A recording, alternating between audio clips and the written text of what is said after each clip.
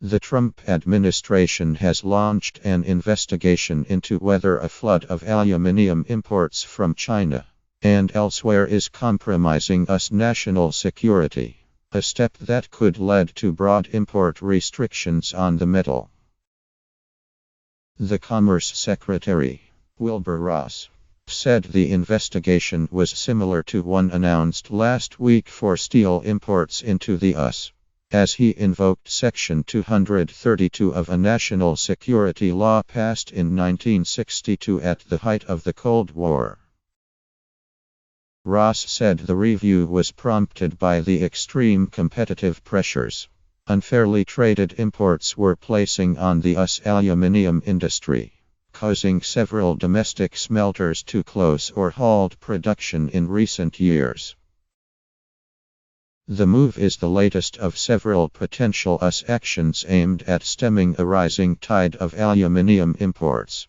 The Commerce Department is investigating allegations Chinese companies are dumping aluminium foil into the US market below cost and benefiting from unfair subsidies. One of Donald Trump's main campaign promises was to introduce trade barriers in order to protect traditional industries such as steelmaking against cheap imports, especially from China.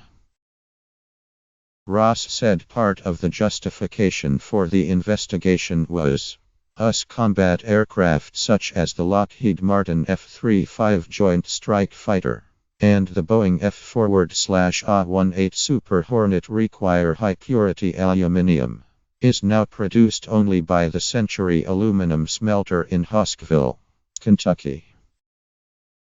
He said that company could probably meet peacetime needs, but not if the US needed to ramp up defense production for a conflict.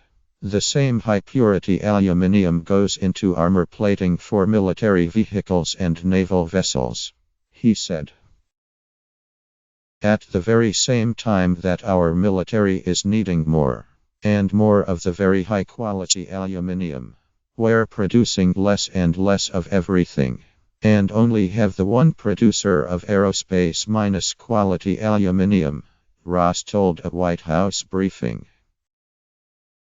The investigation will determine if there is sufficient domestic aluminium capacity to meet US defense needs, and will also assess the effects of lost jobs, skills and investments on national security, Ross said.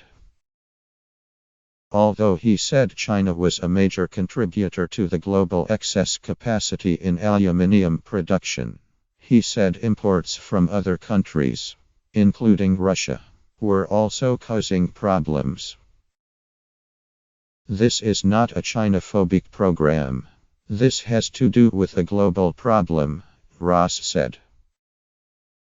Last November, a dozen US senators urged a national security review of Chinese aluminium. Songwang International's proposed $2.3 purchase of Cleveland-based aluminium products maker Aluminium.